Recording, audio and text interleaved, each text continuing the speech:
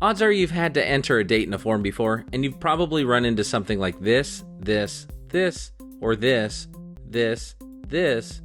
But if you haven't seen something like this, there's a good chance for something like this.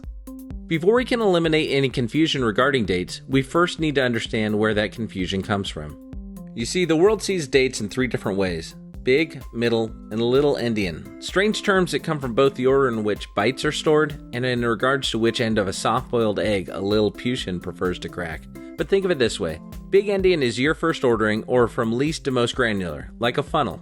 Middle Endian is month first and most closely represents the formatting of these dead tree beauties. Little Endian or day first formatting starts with the most granular information and moves to the least specific. The United States, which has never been known for illogical formatting or measurements, is one of the few month first formatting countries. The most popular format by far is day first, with almost 2/3 of the global population familiar with this format. Unfortunately, only 1/3 of all countries are familiar with year first formatting, and I say unfortunately because it also happens to be the global ISO standard for date formatting, and it just makes the most sense. You may have noticed I used the term familiar in regards to date format, because some countries may observe more than one, or take Canada, who's always too nice for their own good, observes all 3. Now that we know how the world formats their dates, how are they naturally inclined to write them? Little Endians are all over the place, and that's probably due to the fact that their group is the largest and most diverse. Middle Endians aren't too much better, even though they're a much smaller group. But big Endians, with their uniformity, make all the other groups look foolish. I mean, you'd almost think that the people in big Endian countries were trained to conform or something. So looking at the global trends, we can see 3 specific problems: spelling out versus numeric months, 2-digit years, and no leading zeros. Let's tackle month numbering first. Using a number for the month can allow for faster inputs and avoids potential translation issues. In fact, users that write out the month usually do so to help avoid confusion, specifically if they're day or month first writers. We could implement a drop-down for the month field to avoid possible swapping, but that will also make us more dependent on knowing the user's language settings. So let's stick with a preferred and faster numeric entry, knowing that we have a viable fallback with the drop-down option. Next issue to tackle is the 2-digit year. A lot of sites use help text or an input mask to help guide users to their required formatting.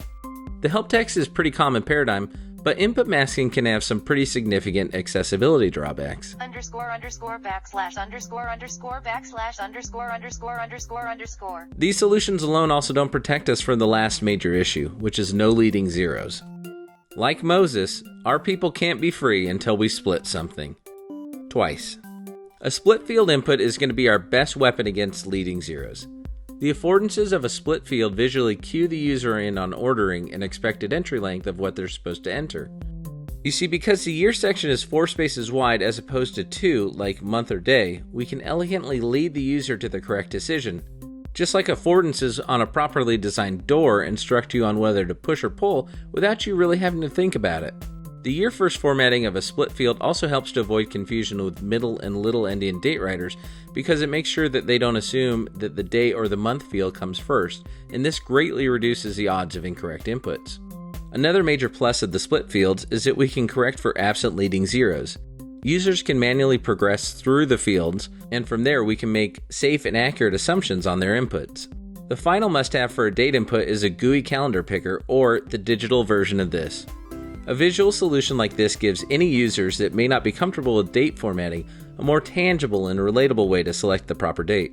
It's much slower than typing and it leads to localization issues, but even the least savvy users can find the exact date that they're looking for with a GUI calendar.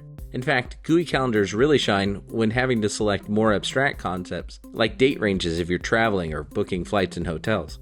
Speaking of localization, many languages and cultures have very subtle ways that they like to tweak their dates even more.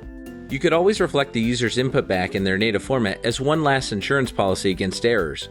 Here you can go nuts with localization and format the date uniquely for a specific audience. So based off of the way that the world sees their dates and the ways that individuals communicate them, we can craft a more appropriate and less error-prone solution for our global audience.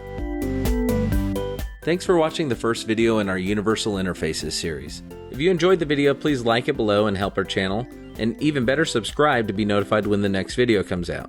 Also, we love comments about any of the subjects that we addressed. Educated discussion is what led us to this point, and will continue to drive our understanding and appreciation of user experience.